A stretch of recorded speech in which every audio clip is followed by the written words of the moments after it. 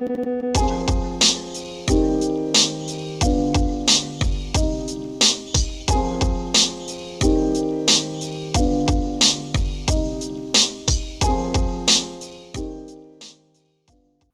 right, we are joined again by Andrew Iler, and he brought his co-author, Adamczyk, yeah.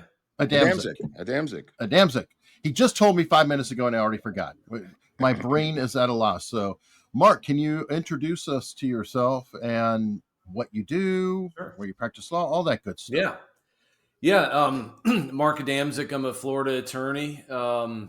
I work in community development law, work with condominium and homeowners associations and developers, and which is quite busy down here in Florida.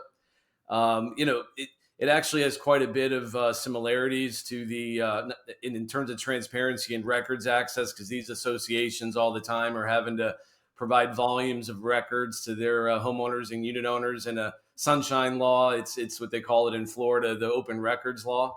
So not that it has anything to do with my peak high interest in the Kennedy records, but it is something I'm trained in to look for. And I would say about 7 or 8 years ago, when Trump issued the first delay at the deadline under the statute, my interest peaked. I'd always been interested in the case, but that's when I really said, hey, as a lawyer, I'd like to dissect the Records Act and see, what it really means and why we're still seeing these widespread delays. So about 5 years ago, I started working with Andrew Iler, and we exchanged ideas on how to dissect the act, and really how it should have been implemented up until 2017, and of course up till today. And that work has just grown, and it's really keeping me busy outside of my day job. And I'm just really, at the moment, really committed to hoping that there's congressional oversight on the process. And that's a bit of a background on me. Do we need congressional oversight? And this is something that we've been talking about for a while. From what I understand, the whole goal with the order was release the files to NARA, put them up there, and Congress can look at them, or people can look at them, researchers can look at them, the whole public can look at them. Everybody has access because they're public records. And the oversight question appears to me to be an obstacle. With the help of some other people, you have a congresswoman who is shuttling records and putting them on private sites. So should we get right into that? I personally think that's a problem. Maybe I'm wrong. You guys are the lawyers. Yeah, the Act has a continuing duty for all agencies to expeditiously transmit all assassination records to the National Archives so that they can be posted and made public. So that's a duty that's ongoing. We've pointed that out. I do think up until the government shutdown, I think that point has been strongly taken by everyone involved in so there's been a recognition that, all records need to be immediately sent to NARA, and the government shutdown has caused a bit of a delay in that happening. But I don't. Has it really though? Because from what I understand, the records, they stopped around April timeframe, and they were appearing on a private site between April and September, and I think the government shut down in September. So I don't know if that's quite accurate. Yeah, that's right. The government only shut down a couple of weeks ago. I don't know why they people keep citing this as a reason for these Russian documents not to be uploaded to NARA. The other documents seem to be scattered around the convenient places like CIA.gov, where I usually don't receive many documents, and other websites. I don't understand why they're scattered around the earth when NARA seems to be the place that they should be legally going to. Yep, 100%. They should be sent to NARA and immediately made public, especially given President Trump's executive order. Yeah. Did you guys foresee this happening? I mean, that there would still be deep state operatives working in the year 2025, or did you think they all died off years ago and they were part of some movie plot or some other crap? Do you feel, I don't know, maybe you don't even think that there's deep state operatives cock blocking this stuff right now. I mean, what's your take on what's going on right this second? Yeah, you know what? Over the last few years, this is what my research and Mark's research has really focused on, and we've identified serious problems at the National Archives and the way the National Archives has handled virtually the entire collection, from dating back to the 1990s when the Assassination Records Review Board was in operations.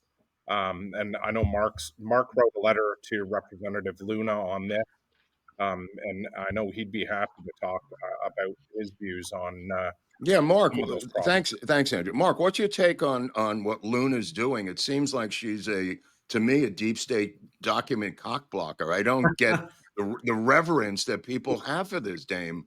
I mean, I love Florida as much as you do, Mark. My mother was a condo president and had to deal with lawyers like you. One time, one of the tenants was moving a fountain 5 feet every single week to get it closer to his house. She had to bring in lawyers for that.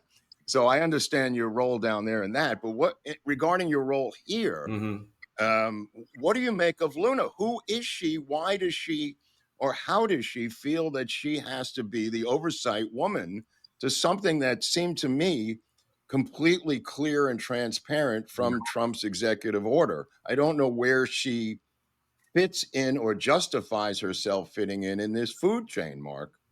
Well, the big picture is, they started this task force shortly after Trump's order in January. They got right into the JFK case with 2 hearings on April 1st and May 20th. And since then, they had excellent witnesses.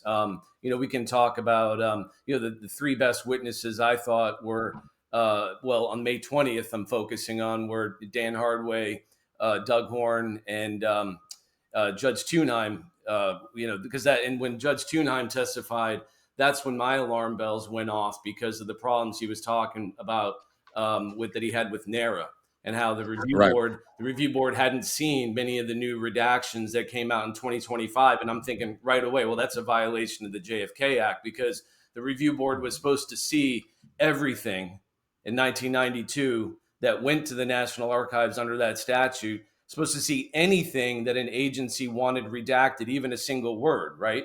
So the oversight that I'm talking about is looking, at the collection as a whole, because yes, we're seeing the task force focus on certain specific records that private citizens want to be released, and she's done a great job by all accounts going to get them. But Andrew and I and others that we collaborate with are looking at the fact that the collection itself at NARA is still massively incomplete.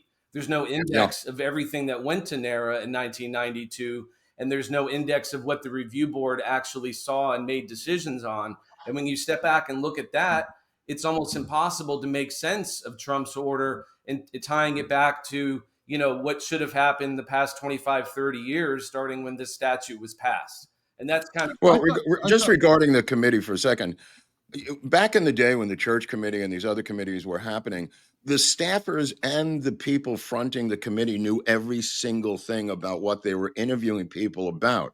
This particular bullshit committee, she doesn't know anything about the JFK assassination. The staff knows nothing. And the witnesses were great. They were absolutely fantastic. But you've got a committee, and I'm going back to the Frank Church Committee, where the staffers, including Hardaway during the Assassinations Record Review Board and prior, Hardaway and Lopez were the actual investigators. There doesn't seem to be a reciprocal side among the committee who know anything about your work, about chokeholds, about Destiny Betrayed, about who Jim DiEugenio was. They barely knew who Oliver Stone was, at one point calling him Roger Stone, laughingly. I mean, did you get that vibe, or am I interpreting this wrongly? No, I mean, I think they definitely had to get up to speed. One thing, and Mark, I've listened, you did a great show on David Atlee Phillips. I think it was like 2 hours long, right? And Dan Hardway, they had the opportunity to have Dan Hardway there giving testimony on his investigation for the HSCA into Mexico City and a potential operational connection to Oswald there. I mean, after obviously, I think the main purpose of his testimony was to talk about Joanides, right, and his stonewalling of his investigation. But really, what he was looking into more so was David Atlee Phillips and Bill Harvey, right?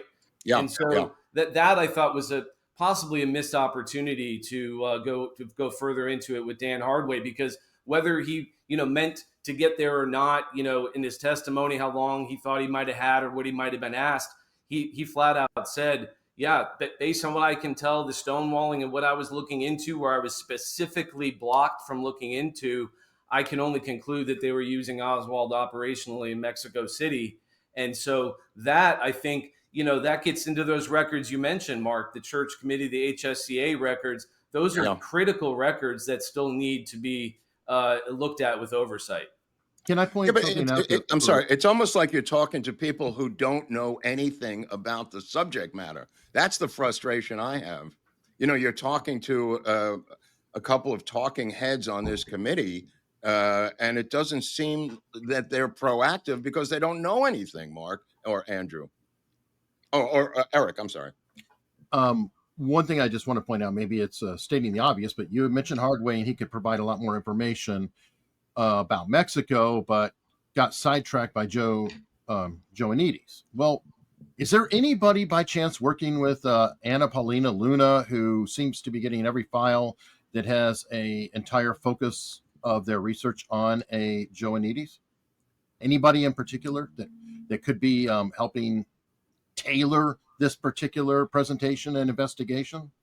Yeah, and I've been pretty public when I've stated pretty much everywhere that this is a problem when all the access and influence are centered through one person, and that one person right now is Jeff Morley, and it seems that Representative Luna has really hitched her wagon to Jeff Morley, who has a very focused and narrow view of the assassination.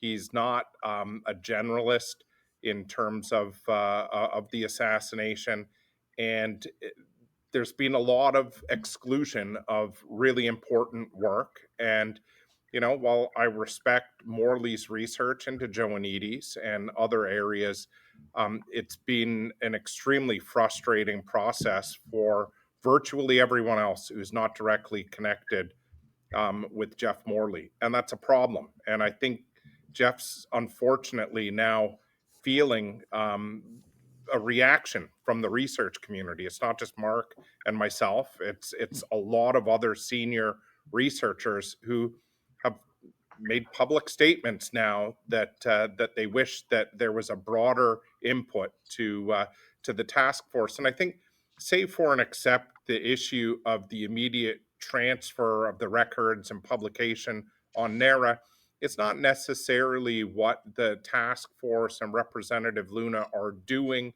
It's more what they're not doing. Right.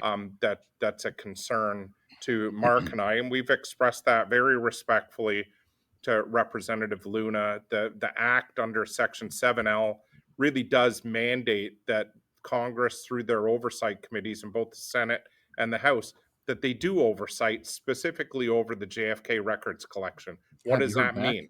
Have you heard back from her? No. Well, she's moved on to UFOs now. So she's moved on to another subject, apparently, as she indicated she would. She did not shy away from it. She said she was going to investigate this, RFK, MLK, and UFOs. So I don't know what particular order she's doing them. But regarding Morley, here's my hunch. He's writing a book on Joanides. And every single thing every lever of power that he's pulled is designed to give him information about Joanides. Joanides has really such a minimal part to play in the general factual pattern of the assassination. He is obsessed with Joanides because I think he's writing a book on Joanides, which is fine. Absolutely fine. He has such a minor role to play by cock-blocking investigators for the CIA and being brought out of retirement. Big deal. Big deal. They are constantly conflating JM Wave with the JFK assassination and the Bay of Pigs. And somewhere along the line, someone's going to have to say, stop, enough is enough. These are different historical events, gentlemen, as you probably are both aware. And this Joanides distraction, which is what I think Eric was hinting at, is not helping any of us. Yeah, I don't know if I was hinting or literally just projecting that, screaming with full lights on, but that's all that drives me crazy. And by the way, I have no problem with all of his research in Joanides. No, either do Put I. the files on the archives, Right. and then go research away. You can focus your task force any way you want, but put them in the archives for everybody to look at. That it's not a huge ask. Is Marco Rubio the acting head of the archives? Yeah. Is that the situation Right. out of Florida, out of Miami? I mean, who in his staff? It must be somebody, Mark and Andrew, who on his staff can be contacted about the actual running of the archives and these documents being placed on the archives, government shutdown or not. Yeah, I Oliver think- Stone wrote a letter within the last month directly to Marco Rubio as the acting archivist. And he Cool. was very specific about 4 issues that he was urging Marco Rubio to follow up with. I believe that letter was CC'd to Representative Luna and other task force members. Really, the whole JFK Records Act spun out of Oliver Stone's film. And he has some stakes in this game about the JFK records. He testified on April the 1st in front of the task force. I believe he's written 2 follow-up letters to Representative Luna and then to Marco Rubio. Can we share them? Are they public? Yeah, they're on Jim Diogenio's They're on Jim's Kennedy and website. King. Yeah. I'll send you the links and you can post Please them do, on so we can show at notes. least tweet them out, and Yeah, others can Oliver share. Stone's letter is a fantastic letter, and it's an important letter because he really is asking for some kind of completion for the JFK Records Act. I mean, it was passed in 1992 unanimously, and it sets out a process that's supposed to be an accountable and enforceable process to release all the records. And as we discussed in our last show, there's almost 30,000 legal orders that have yet to be made public, and they should have been made public back in the 1990s. And those orders really do dictate the disposition of tens of thousands of assassination records. Without them, there's no enforceability or accountability through the act. And that's what Oliver Stone's letter really points out to Marco Rubio. Hey, publish these legal orders, and let's get a directory and index of all of the records so we know what's in the collection, so we can start to understand what the status of each record is. It was a very Tulsi? poignant letter. Anybody reached out to Tulsi Gabbard? Because if I recall, the executive order said that Tulsi Gabbard was supposed to put the records into the NRA or NARA. Just sorry. come up with a plan. Yeah. Just come up with a plan for Yeah. distribution, Mark, right? Yeah, it's just come up with a plan that would eventually result in the full release of every record. He didn't, authorize any redactions or anything. The problem is that the only way for that plan to be implemented is if you know what NARA has and what went there since 1992. Until you know that and have an index of that, you can have all the plans you want. You have nothing to start with. Good point. Just to be factual for people who don't know this at home, nowhere in the Trump executive order does it direct Congressman Luna to give these documents to a private citizen with a commercial website. No, it doesn't say that. Also, I know doesn't we mention know Congress that, at but I'm all. just putting it out there. Excuse me? Doesn't mention Congress at all. That's what I'm saying. I mean, just for the public to understand why we're talking about this, what this woman has inserted herself into a position of oversight beneath or above Thomas Massey, or Comer, I take it back, Comer out of Kentucky, and has taken documents from the former Soviet Union and other documents and directed them to a private citizen with a commercial Substack and paid website where you would have to join that. Am I imagining this, or this? So they're supposedly free to the public, but you can still argue about AdSense and any advertising that may be on his site, Right. and potentially bringing in subscribers for Substack. It doesn't really matter whether it's free or not. No. I'm just putting out the whole picture. Right. I know it doesn't matter, but that's the reality of what has happened to a pretty direct, translucent executive order by Trump to get these onto the NARA website. We've now had this woman come out of nowhere nationally, insert herself into this process, and then redirect the documents to a private citizen with a commercial website. The fact that there's no outrage about this is baffling to me. Baffling. I agree. There's two areas I want to get on the record about it. One of them is the Russian documents that I'm looking at now. The reason the KGB documents are important, for many reasons, was the leaked information from the era that the KGB had determined, and this is one of the myths or truths that they believed that LBJ was involved in the assassination of JFK. The reason for 50 years we've been waiting for these documents is to confirm or deny the KGB's own theories in writing about LBJ's involvement. The second that she said, I'm taking these documents and sending them to someone else to look at, I started to become fearful of this being stripped out of these documents. The second area she said she was going after was the William Manchester documents, which is the death of the president, that was sued to end up in the vault of William Manchester up in New Hampshire. And that information that Jackie Kennedy and Robert Kennedy went to federal court to remove was also rumored to be about Jackie Kennedy's belief that LBJ was involved in the assassination. The fact that she cherry-picked these two particular areas freaked the hell out of me. And now we have the documents being sent to a far-left Democratic operative named Jefferson Morley, who would be more than happy to strip out the LBJ stuff.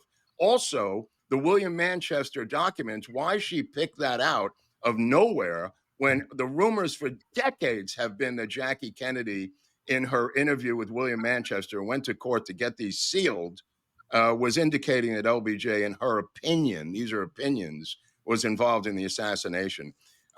There's oversight people on that committee who, I don't know if Crockett's still on there, Eric, or not. She kind of lost her district. So. I think she's still on there. No, I think she's still elected until her term. Right. I mean, the fact that these documents have now been blocked by Luna and private citizens is really outrageous. It really is outrageous. And there doesn't seem to be any outrage. I just wanted to put that on the record for you guys. I know this is not your area of expertise, but it involves two particular areas that Luna, for reasons that she's never explained, directed her to deal with right out of the gate. Instead of going back to Tunheim and going back to Hardaway, like you guys are indicating, and going back to Jim DiEugenio, who knows everything about everything. There's a good guy. I mean, if you put it through him and to NARA. Yeah, I wouldn't even be that freaked out if it went to DiEugenio. Yeah, it's not just the committee. It's all the major media as well. You know, the only person that seems allowed to or put on major media and in front of the committee is Jeff Morley, and I do find that problematic. It's just it's just so open. Let me say something. Don't they get how bad this looks?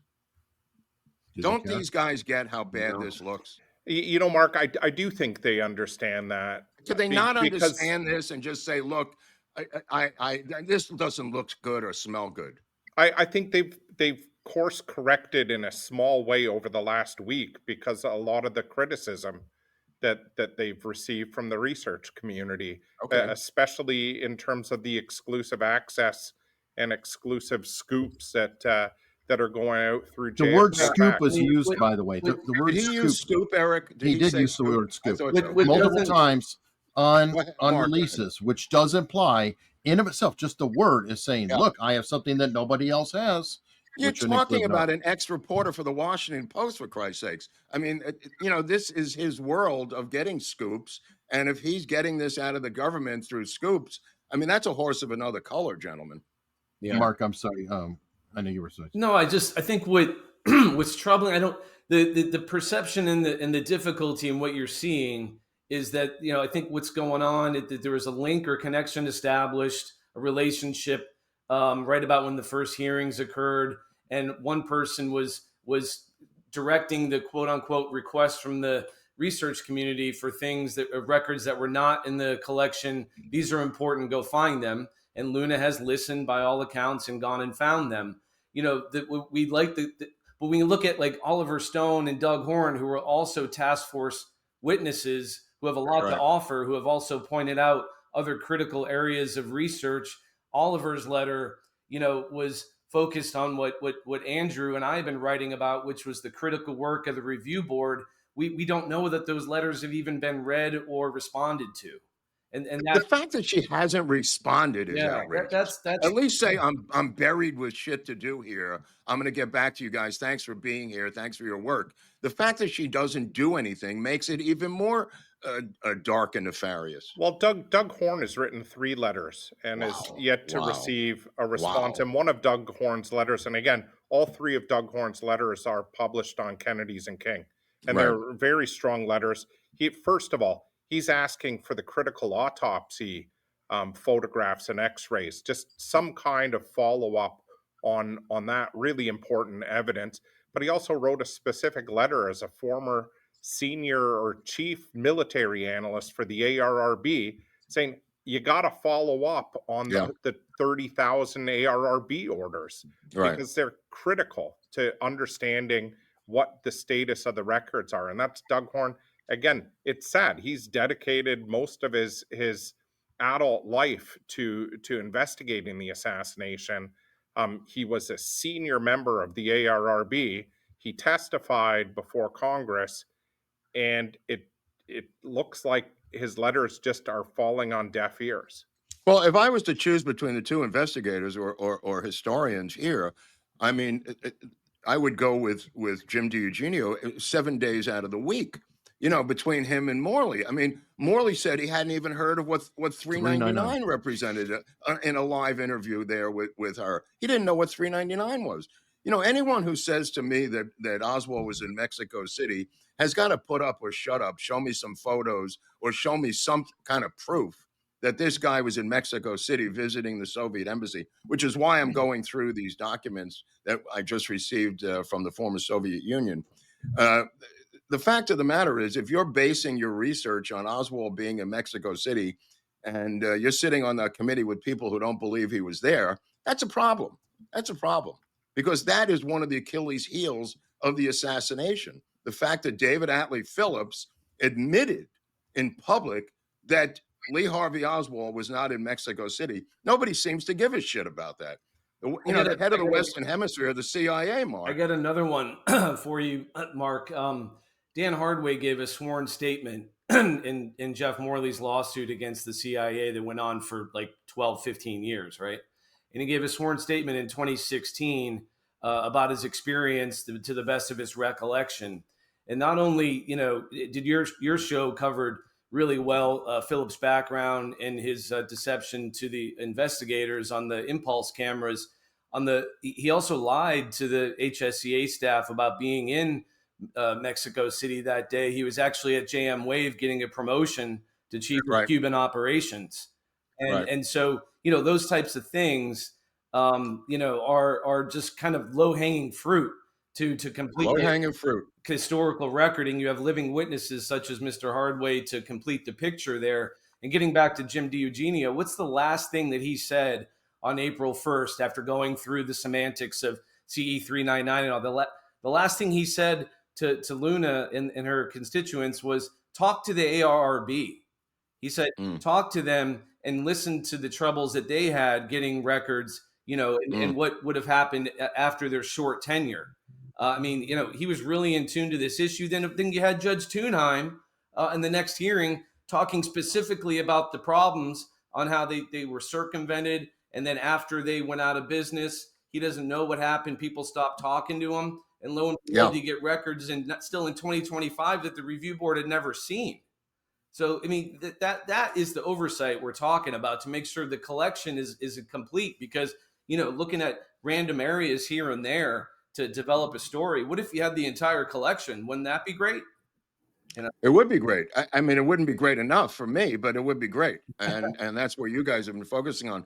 I meant to ask you, maybe you can give us a history of how you guys got together and put together the book Chokeholds that I love so much. I mean, you seem to be coming from different parts of the earth, and yet I never understood the story about you and Paul and Yeah. Eugenio and the whole group. Maybe you can explain to Yeah. me and the audience how this wonderful book Chokeholds became Yeah. a product. I can tell the story. So in 2022, I was at Lancer in November, and at the Crown Plaza Hotel. You all might have been there as well. We were there, Yeah, actually. yeah, yeah. We didn't say hi. Good thing they're not having it at that same hotel again this year. That was a little weird, Yeah. that place. Yeah.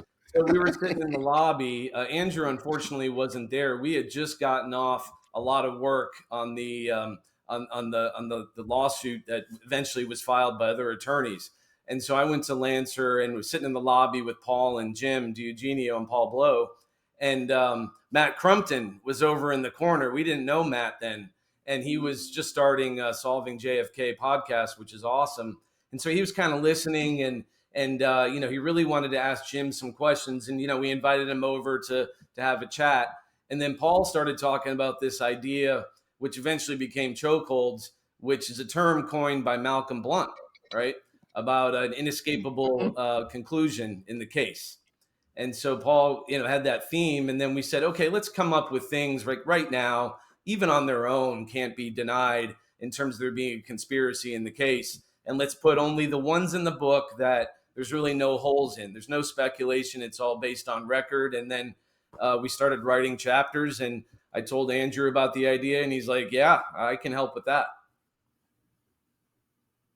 So what did you guys divide up the work, or how did it actually become a book? Yeah, Andrew, do you want to touch on that? Yeah, sure. The big thing is we wanted to have it kind of tied each chapter into some legal principles and standards, and so there's an executive summary that kind of lays out each chapter and gives like a opening statement on each issue, whether it's the impersonations of Oswald, or Ruby was on a mission to kill Oswald.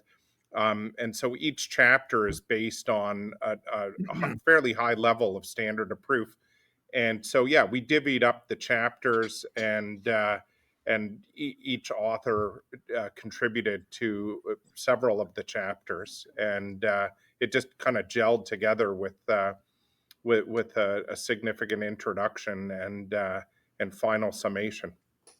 So there's 4 authors, or how many authors were there, Andrew? Oh, there's 5. Okay, who are the 5 authors? It's myself, Andrew, Paul Blow, Jim Eugenio, and Matt Crumpton. Right. Okay, so you each divvied up the work, put it together, got an intro from Oliver, I think, in the book, and that went to press as a book. Yeah. Okay. Yeah, it formed up probably in the course of a year, I think, right? Yeah. Yeah, they met in 2023, and by the next year, the book was out and ready for the conferences in Dallas. Was there an editor, an outside editor, you guys? We did pretty much everything ourselves. Right. Okay, so it wasn't an editor at a publishing house. No, it's self-published. No. Right. So they can order the book through I'm just thinking about people who don't have the book. Yeah. Where they pretty link much to everywhere Amazon. has it. Amazon and Barnes and Noble. Okay. And like up here in Canada, I think you can get it through Chapters. You can get it virtually on every book-selling platform. Yeah, I mean, and it's done amazingly well. I gotta say, and thank you guys for talking about it, because I think it's had a big reaction to, especially that first show that you did with Jim and Paul. I think that has a huge number of viewers, and that had a massive positive Does that reaction. have a lot of viewers? Yeah, oh my God, I can look it up, or probably 100K or so. I don't know. I'd have to look. Yeah, the cool thing, like especially Chapter 10, Obstruction of Justice, just the things that Andrew and I have seen and written about in the last 2 years, we could probably add another 100 pages to that chapter, just from since the executive order came out this year, and all the things that with the oversight needed for the JFK collection, so that we could expand it for sure. Yeah, it's kind of a cliff notes, and I don't mean to Yeah, 102,000, by the way. 102,000 viewers for that, Eric? That's interesting. It's kind of a great cliff notes for people who don't know everything about the assassination, and it's divided up into easily digestible chapters, which I kind of like about it. I mean, almost all that stuff I knew about myself, Yeah. but for someone who's a novice, it's a perfect entry book because there's so many books out there and it covers such a broad terrain of the assassination that's what I felt was helpful as promoting the book. Just as here is an entry level or moderately mid-level book that can explain various avenues of the assassination in one text. Yeah. Yeah, we really designed the book to be to help people confront, deniers that there Yeah, was a conspiracy. And okay, well, we'll hit you up with 10 topics where they're pretty much locked down cold. There's no way you can refute those 10. I mean, especially like Mark says, that final chapter, 60 years of obstruction of justice. It's a very lengthy chapter, and it's just brutal when you put it all together. It's hard to believe that things have been that bad. And like again, what Mark said, over the last year and a half, with the discovery of those final determinations and how the archives have just really buried really critical legal orders that should have released records decades ago. It You can tell it's continuing, and I think maybe yeah, that's yeah, why yeah, there's been an avoidance right now yeah. by the task force to actually do the statutorily mandated oversight over the JFK records collection. That's a scab that just no one wants to lift.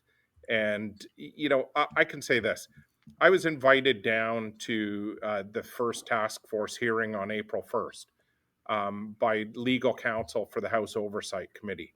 He, I met with him on the telephone to talk about the final determinations. I was directly told in March, April of this year that this was a really critical issue, that they felt really exposed non-compliance with the Yeah. act. And that task force is on the declassification of federal secrets. And you want to get to the bottom of why there's federal secrets being withheld. It's stuff like this, the handling of the JFK records at archives, that should be front and center. And I was told then that it was a critical issue for them. And then ever since that April hearing, when our friend inserted himself into that, it's just been completely shut down. Well, it, Funny it that. seems like we discussed on the previous show that the position of the person running the archives, that's a confirmation position, which I didn't understand. It's a Senate confirmed position. I don't know if you knew that, Mark, Mhm. or Andrew knew that, but you have to get Senate confirmation, which is still not happened right now for the whoever the acting person is. Despite Marco Rubio, there is a person who is supposed to get confirmed, and it is a.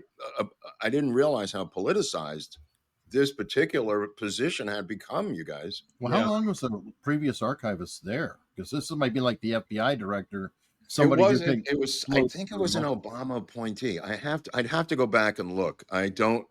I knew it at one point. It wasn't that long, Eric. It wasn't that long. I think the archives is kind of this quiet place where people treat it like a library. But you're right, it has become excessively politicized. And I mean, the one of the memos that Mark and I have really taken a look at is a February 10, 1992 memo from the Historical Records Group at CIA. And it's quite clear there's such a close relationship between the Hmm. CIA and the National Archives, Mm. especially over security classified documents. And it it seems to be more than just a close relationship. It seems to be a little bit incestuous, but it's hidden away. So the public really isn't aware of the close interactions between the intelligence community and the National Archives. And I think again, that's one of the issues why they kind of want to steer clear from looking under the hood of what's actually gone on at the National Archives. I mean, I put in multiple FOIA requests. I was told directly by legal counsel for House Oversight that that they were going to facilitate the provision of the ArrB final determinations. The Act itself says that Congress shall have access to any record created by the ArrB. So it's right there in the Act. Yeah. If Congress just simply asked for these records, the archives has to give it to them. And apparently that hasn't happened in almost a year now. Wow. It looks like there's a lot of churn going on at the National Archives. I just went looking this up. You had a guy, David Ferrero, who was put in by Barack Obama and he was there from November 6, 2009 through April 30th, 2022. So 13 years. Yeah. Almost. So pretty stable guy. Yeah. Right? Multiple administrations. Then you had from May 1st through May 17th, 2023. So 22 to 23, 1 year, Deborah Wall. Then May 2023 to February 2025, Colleen Joy Shogun. Then February for a week and a half, William Bosanko. Then Marco Rubio. So from 22 until 2025, 4 people have run through that position, and 3 in this year. You know, there's been 3 in this year. So that's a very interesting situation there. Yeah. From there's what I activity understand, going on. after the whole Mar-a-Lago records fiasco, that when President Trump came in, there was a fairly significant cleaning of the house at the National Archives as well. So it's not just the top leadership; it's right down the line, and so they may be having a staffing issue right now. I don't know. Well, one thing like we said, yeah, go ahead, I was going to say sorry. one thing we've been writing to Representative Luna about is, look, there's limited time this year. You know, you got to go into other conspiracies and cases, and that's they said they're going to do. They're going to do. There is going to be a final report written by this task force, which, of course, the JFK case would be front and center. These oversight issues, all we're asking for is that they be put in that final report properly to carry the torch forward to whoever the next archivist is, to have the issues laid out to complete the JFK collection. Because until these issues are looked at, as good as Trump's order is in terms of finally saying, okay, release everything, you can't say that everything's been released until this oversight is done. So at least, hopefully, the final report addresses these critical legal issues we've identified. And President Trump's order doesn't have any enforcement mechanisms. Right. Yet the JFK Records Act does. And so they got to find a way to kind of interact between the JFK Records Act and President Trump's order.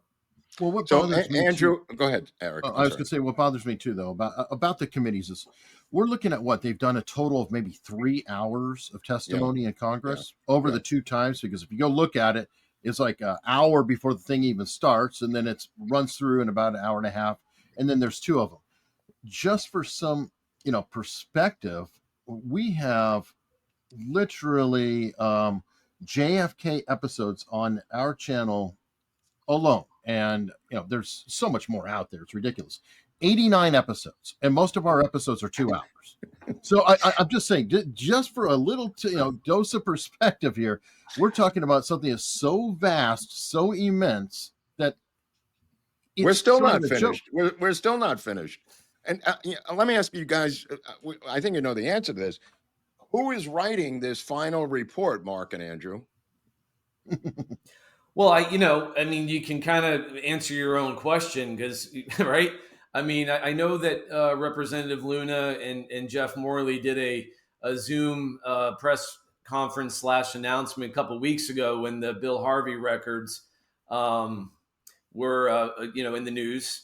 And, she went right on there and said that, that Jefferson would be assisting in writing the final report. And I think her words, I wrote them down, were to help reset the historical record on the case. That was so a private citizen is writing a final government task force report. I can't get my fucking mind around that. I'm sorry, gentlemen. It just really bothers me. No begrudging of him, I just can't get my mind around, after everything we've been through, that a private citizen is going to write this government final task force report.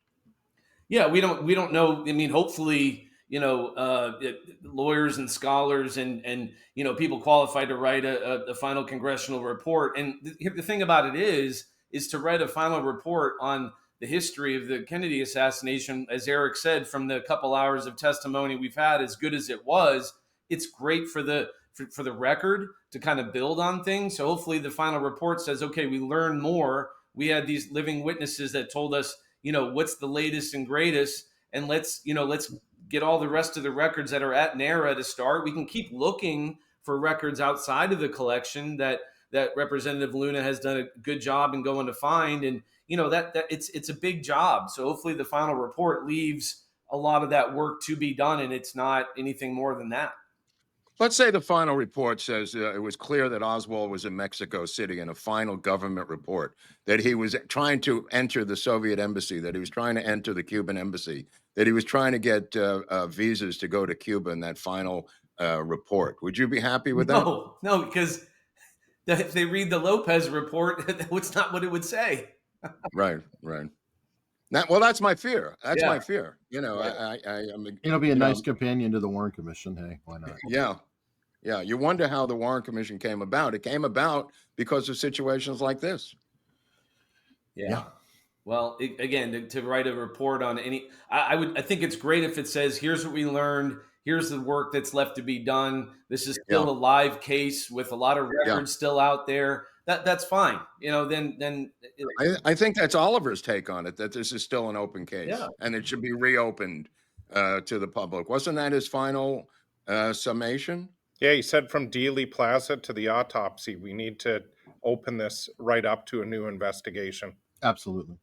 Yeah, I mean, I would feel that mandatory viewing of, and I said this on the show a couple of weeks ago, mandatory viewing of Destiny Betrayed by her staff members, those staff members on the Oversight Committee, would make me feel more comfortable that they knew anything about what they were talking about.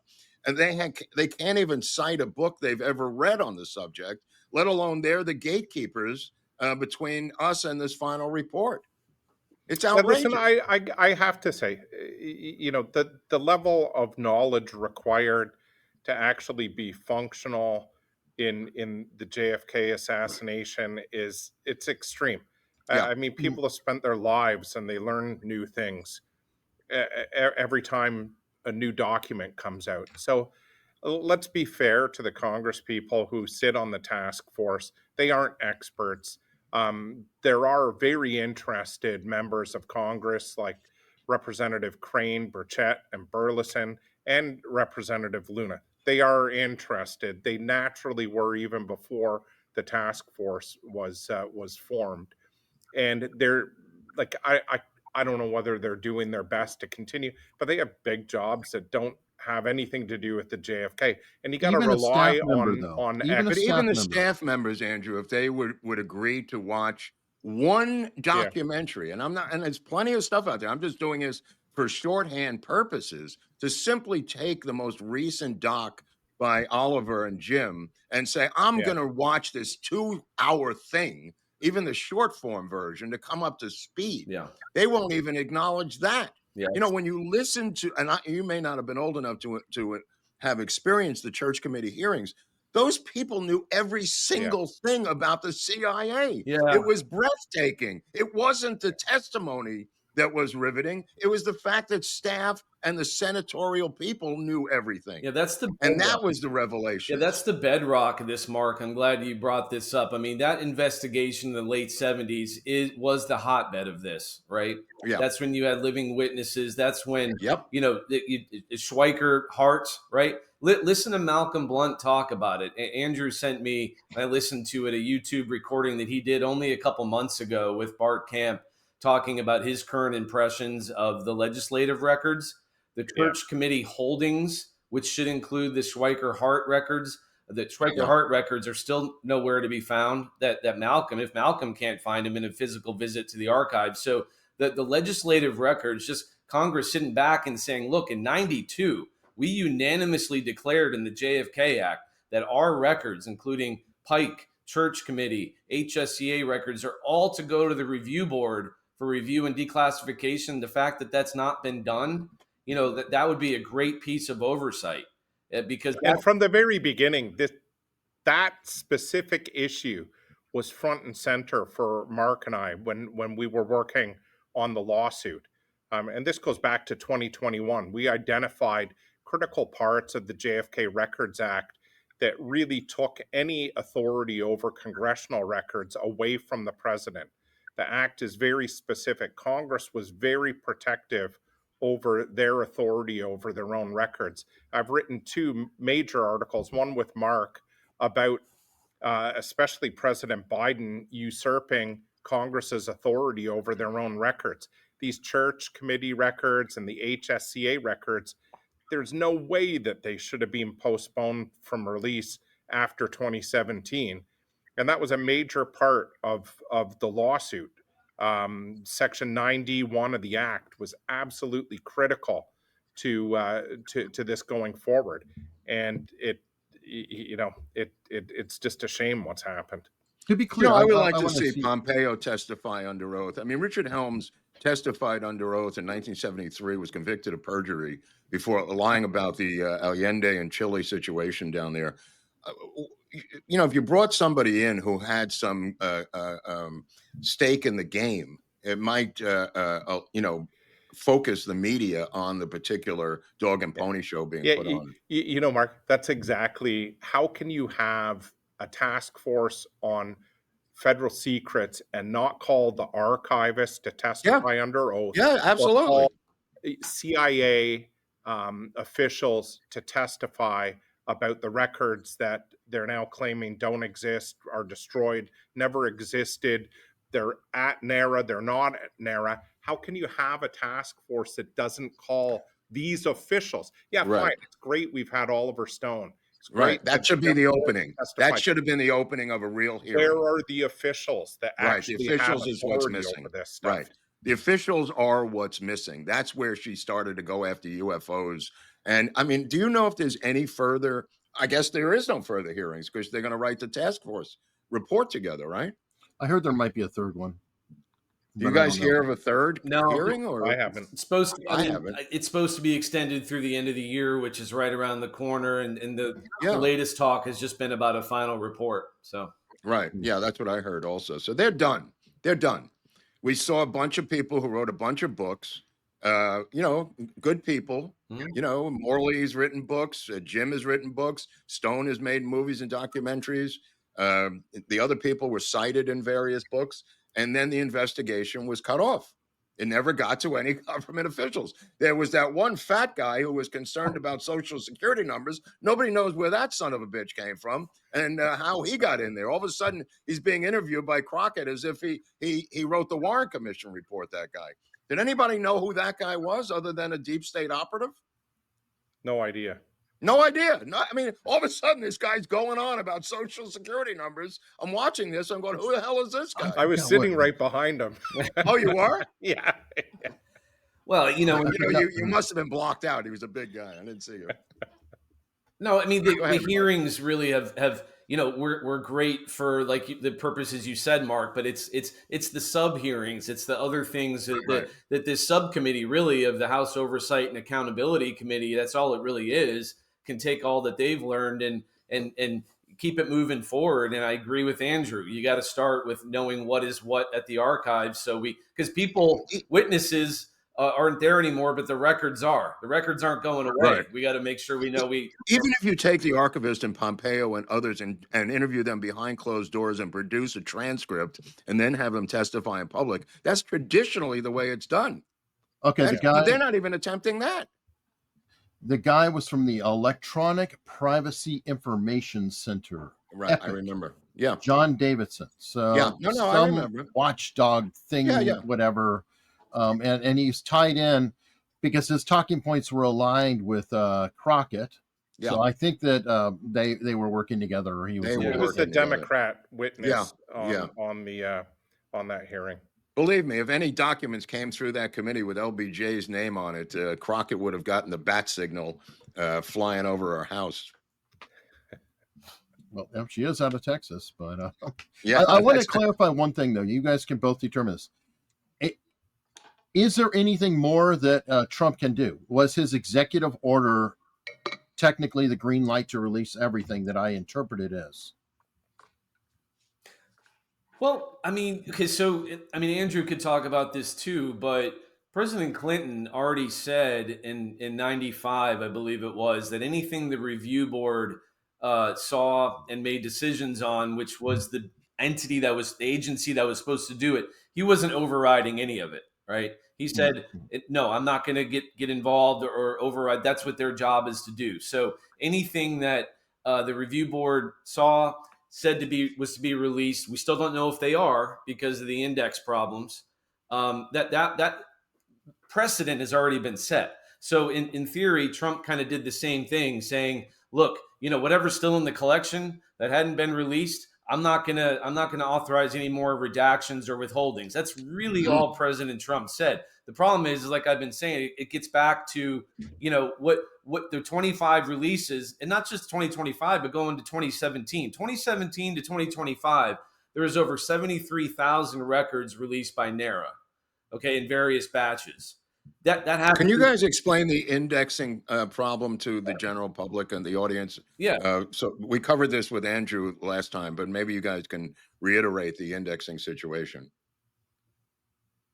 Yeah, Andrew. Do you want to take a crack at that, Mark, or you Well, want yeah. me to go? So, JFK Act said first and foremost to have an accountable process here, an enforceable process. We have to know everything that NARA ever got. So the law says when a record came into NARA that existed before 1992, it had to be indexed. Okay, it had to be cataloged. And then an identification aid needed to be created for that record for tracking purposes to go to the review board for a decision on a postponement. If there was no decision on a postponement, it was automatically published, declassified, no problem. But the review board saw almost 30,000 records that the agencies were fighting to protect and postpone, right? Right. So that's really the starting point. There's no index. Andrews made FOIA requests to NARA for the review board's records on its most critical decisions. They say, we don't know where they are. I mean, they exist, right? So that's one index. The other index is things that the review board didn't see at all. So if it went to NARA before the review board was put in office, and more probably importantly, if they were kind of sitting around waiting the review board out, as Judge Thunheim testified on May 20th, if it went to NARA after 1998, there's no index of that either for tracking and making sense of what President Trump's order has really done. Is that so? The government shutdown has not really affected stuff from 1998. Oh. No, and the stunning thing really is Judge Thunheim has been very careful and measured about a lot of his statements, but his May 20th testimony was just staggering when he said by 2017 there should have only been 1,500 redactions left that had not been publicly disclosed. And what we saw in 2017 was, I think, 31,000 records were still being withheld.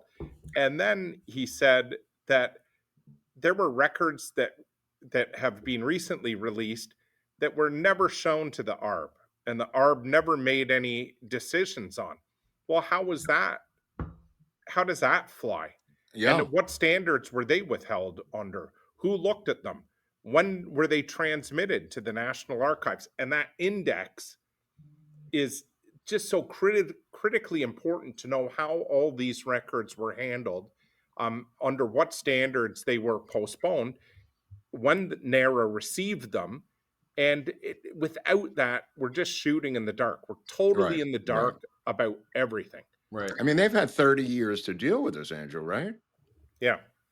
Yeah, and almost Mark 30 and I years. have identified three tranches of records, really. There's the pre-ArrB records that were in NARA before the passage of the Act. There's the records, and we can define them, and they're all dealt with by final determinations that the ArrB reviewed and made decisions on. And then there's this mysterious set of records that were transferred to NARA after the ArrB wound up in September of 1998. And Mark brought up some recent videos with Bart Camp and Malcolm Blunt. They are really worth looking at because they do focus in on Church, Schweikert, and the HSCA. And the CIA, they created this sequestered collection Mm. of records based on the HSCA's investigation.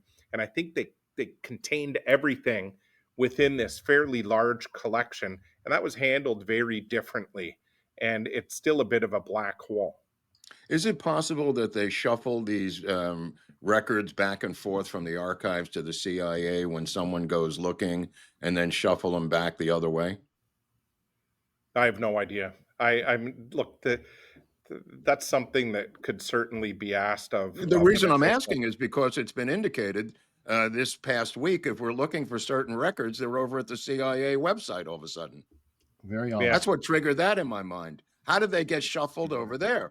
Is this a three-card Monte game where they simply move the records back and forth to these various agencies? It was indicated to me by this private citizen that if I want to see the records in question, I should go to the FBI website. I should go to the CIA website.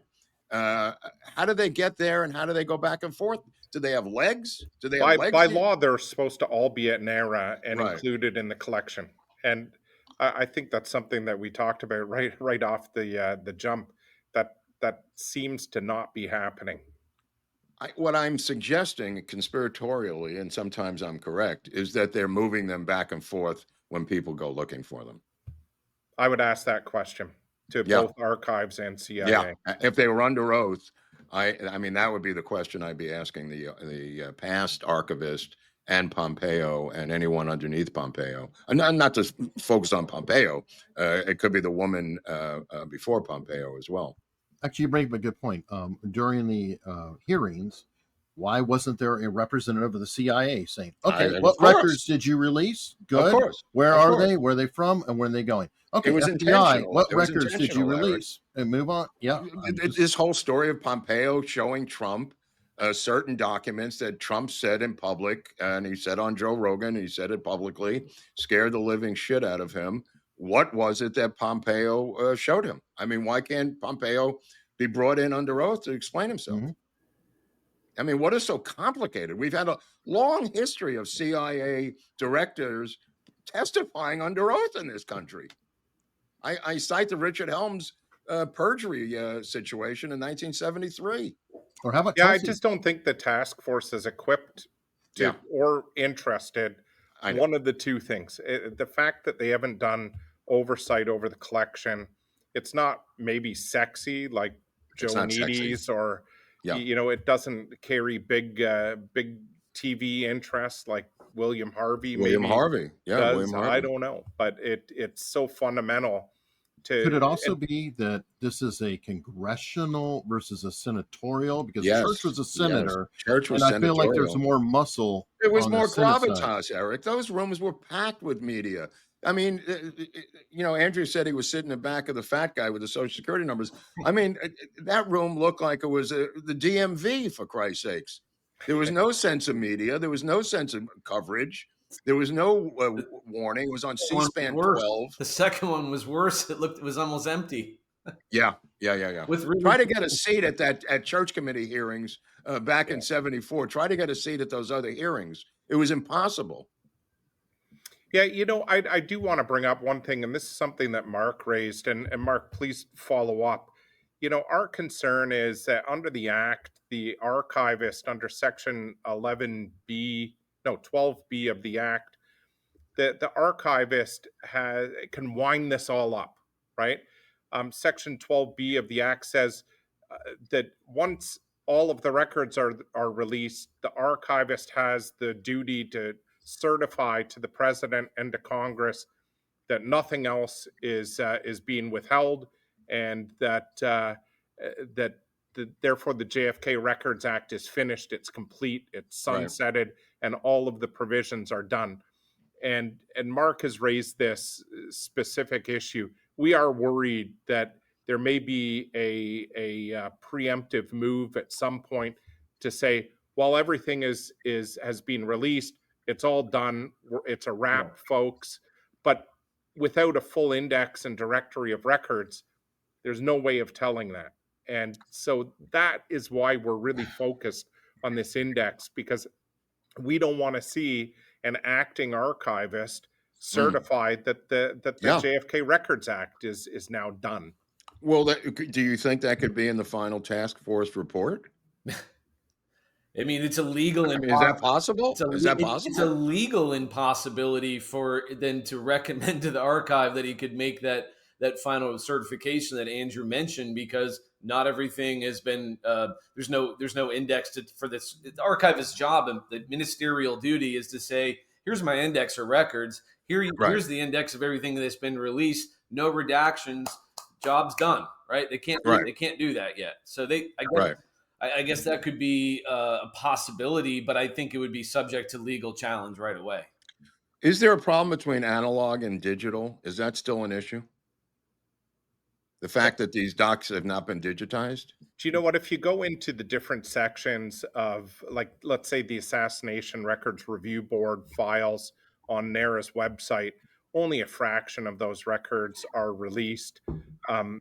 There's millions and millions of pages of documents, and only a small fraction of them have been completely released. The goal was to release all of the ArrB reviewed documents, but you have Warren Commission. Again, you have the HSCA and Church Committee records that we don't even know where half of them are.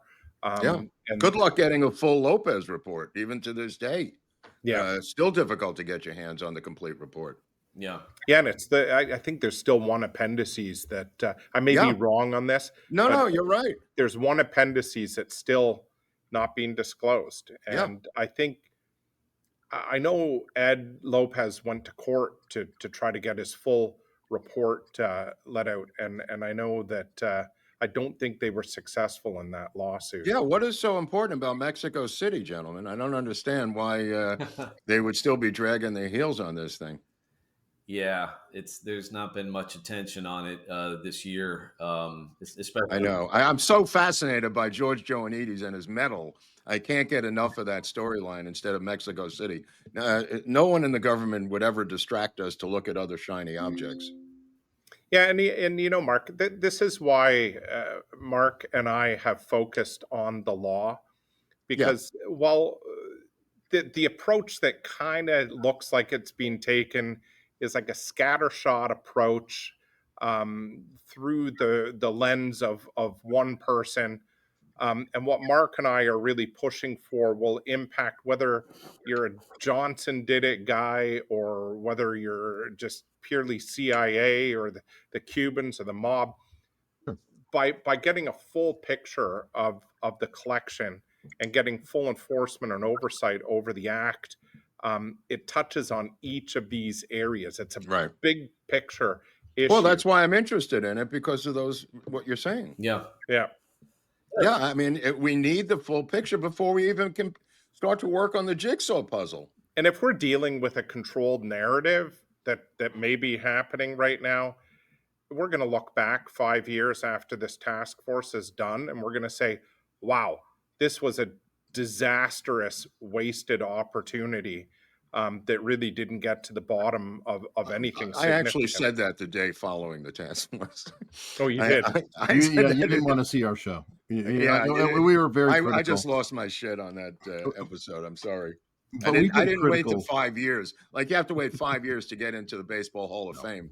I didn't wait 5 years. I waited 5 minutes. We were griping about Luna from the jump. As soon as she got involved and was tweeting on X about it, Mark and I were raising alarms, saying, why is she here?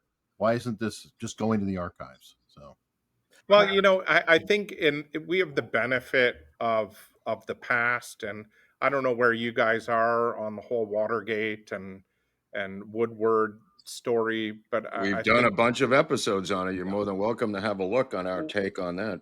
Yeah, you know what, I've watched a lot of your stuff. You did some good stuff on Hunt and Watergate, but I mean, whether you're looking at Len Kolodny or Jim Hoogan's books, Secret Agenda or Silent Coup, There's been a lot of speculation about Bob Woodward's role, a Washington Oh, we Post did a whole journalist. episode on Woodward, bro. I mean, the guy was O&I through and through.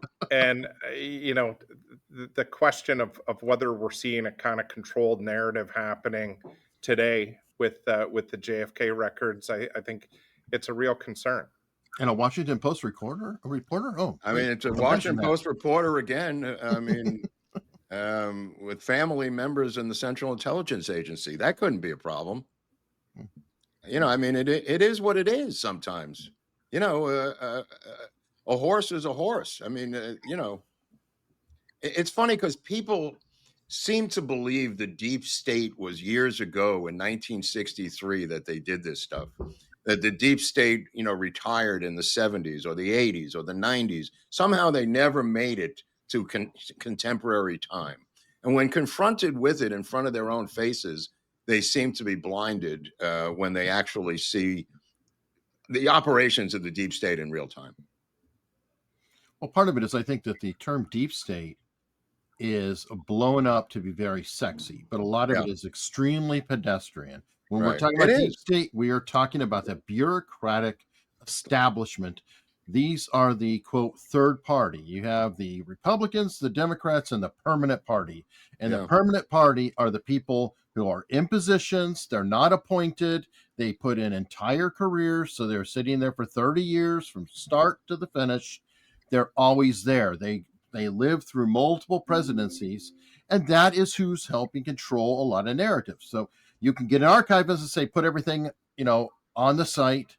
But if lower level people don't bother, they drag their feet, they delay, that's the deep state we're talking about. We talked about this yesterday. The great example that, the audio recording at the LBJ library of J. Edgar Hoover talking to LBJ about the imposter in Mexico City.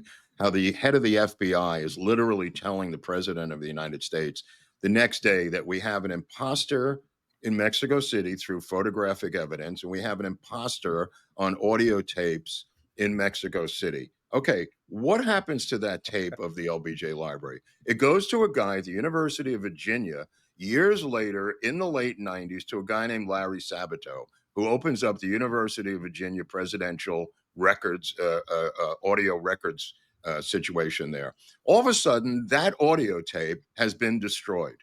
Luckily, Rex Bradford over at Mary Farrell had a transcript of it, which is what we have now.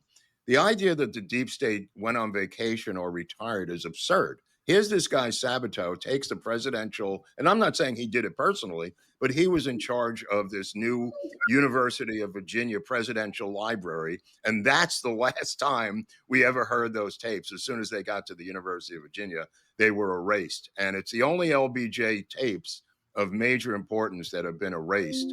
And in that tape is the head of the FBI telling the president of the United States that we have an imposter in Mexico City, both visually and audio wise. And nobody seems to give a shit.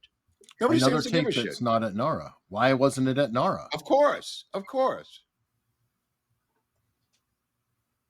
Yeah, this NARA thing seems to be a chokehold part 2 for your next book. You could do an entire chokeholds book on 10 chapters on NARA, on everything you guys have been bringing to the public in the past year.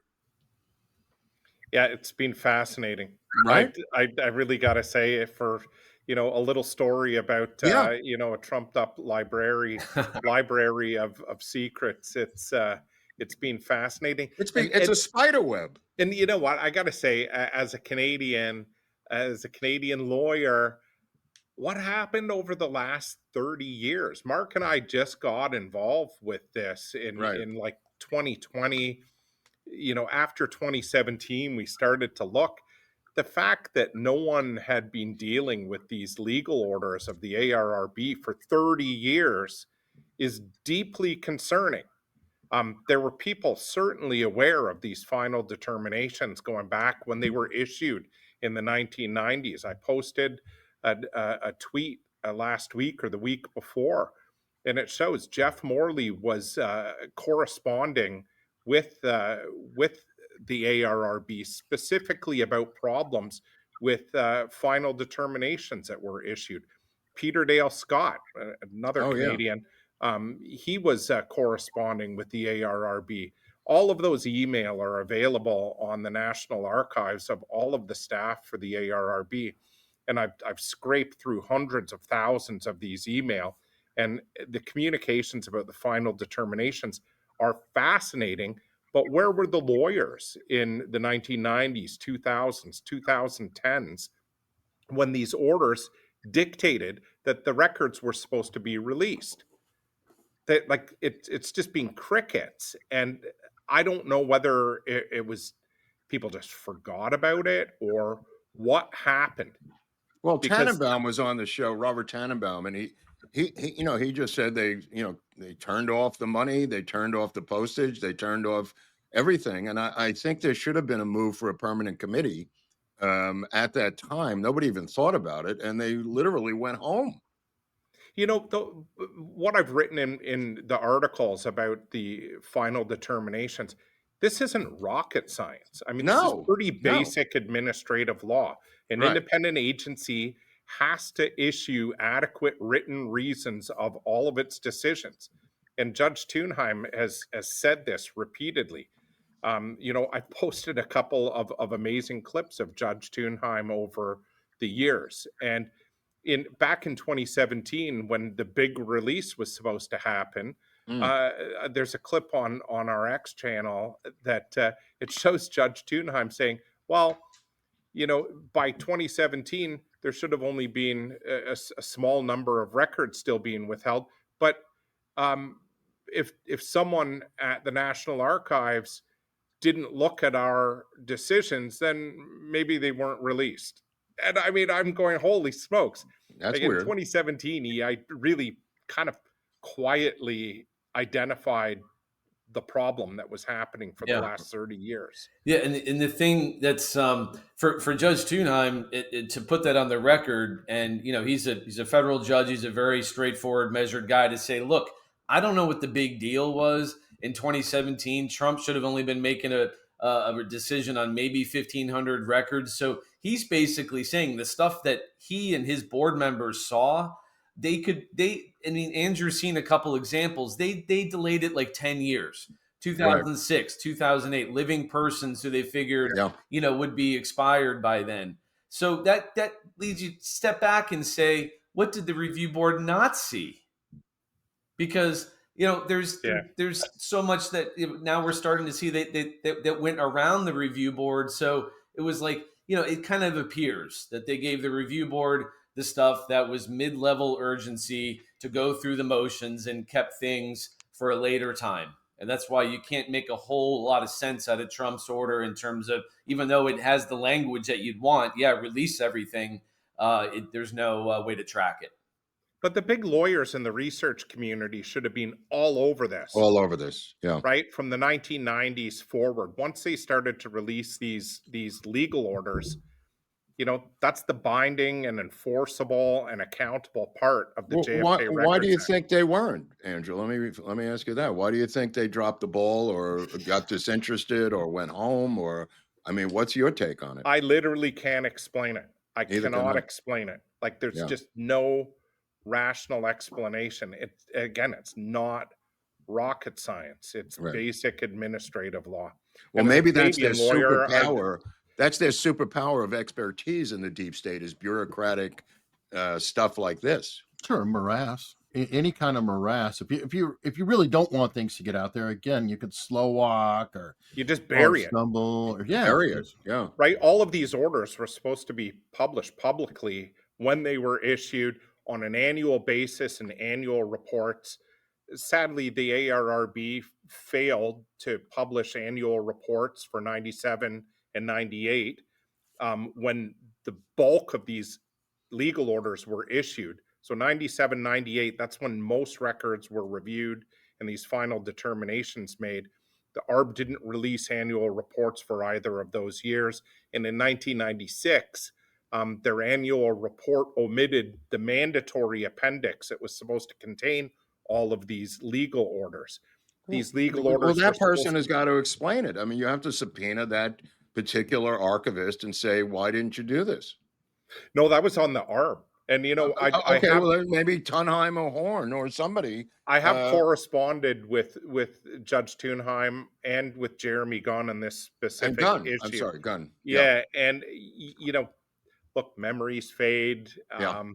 All of this, but I that's why I really went through the email of all of the senior ARRB staff.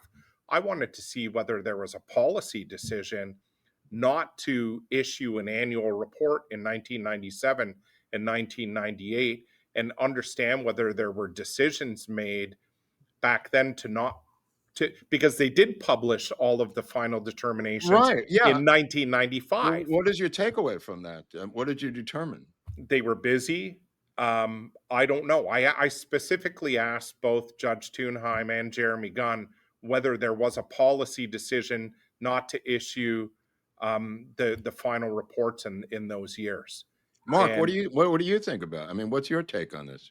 Well, I mean, you know, Andrew has real time correspondence with ArrB staff and has gone through all the voluminous number of emails. I mean, you know, really, it comes down to I can't get away from the fact that aside from anything that may have happened, we know, you know, Andrew's confirmed that all the review board's records were packaged up neatly electronically and handed over to the archives when it finished work in September 1998. It's Is that true, Andrew? yeah, I interviewed the chief IT guy for the ARRB. Yeah, exactly. So okay. And then as of June of this year, and I put this in my letter to Representative Luna in August, I actually quoted the direct email from NARA when Andrew did a FOIA request for all the digital form copies of all the review board's final order determinations to get a basis for what we're looking at here. They said they couldn't identify any. Wow. Right. And and Andrew found by happenstance a few hundred of them in hard copy when he went physically to NARA last November in a mislabeled box. Wow. Yeah, and even with that small sample of less than 2% of the final determinations that were issued, there were hundreds of examples of non-compliance with the ArrB orders. Right. Right. So it's right there. And, you know, that information is being provided in detail to the task force. You know, there may need to be some sort of legislation in terms of the ARRB Act being, you know, almost an addendum to it to get to the bottom of what's left over here. The review board foresaw the problem, and in their final report, they said that an ARRB 2.0 of sorts 2.0 may be necessary needed. Yeah. because they knew. Because listen, in the summer months of '98, before they were closing shop, they were scrambling to still get records from the agencies, outstanding record searches. I mean, Andrew can tell you the story about the printer, right? So they foresaw the problem. They included that in the recommendations. You're going to probably need to restart this review because they're the only agency under the JFK Act. Well, once you put a ticking clock on something with bureaucrats, they're going to, right, Eric? I mean, they're just going to, when does this run out again, gentlemen? Okay, Mark, we'll get back to you about 5 minutes before it runs But Mark, out. I mean, putting in the final report, if there is any, I almost wish there wasn't going to be one written at this point. But if there was one, it should just say, appoint a new review board, have the archives complete their index of everything they've ever handled, and follow the law. That's it. Yes. 3 words. Yeah, the 2.0 idea, I think, is the way to go. It doesn't have to be, you know, the Warren Commission, for Christ's sakes. It could just be, you know, a handful of people dealing with the archives. Yeah, I mean, it doesn't have to be that expensive is what I'm getting at. Mark, did Judge Thunheim even recommend that? I think he said that recently in one of his and it's also in the report from the 90s. But he also has said that recently. I mean, it's the only legal solution if it's going to be independent. I mean, I guess the oversight committees could appoint a similar type committee of, you know, somewhat independent folks, but you got to have NARA do their job too, so they know what they're looking at.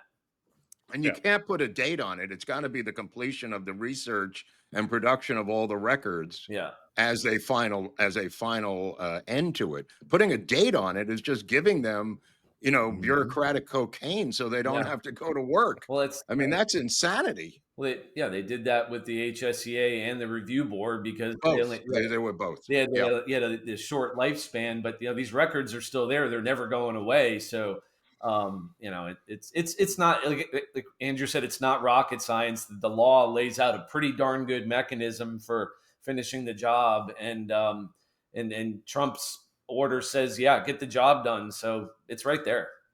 It's right there. Eric, do you have any final questions? Have you reached out to Tulsi Gabbard at all? I'm just wondering because I feel like Eric he left. assigned it to her, and if you could at that's least true. learn from her what was the plan that she put together, or what is the process, then maybe we could get to the bottom of what's going on. Let's go to the source, because right now all we hear from is a congresswoman.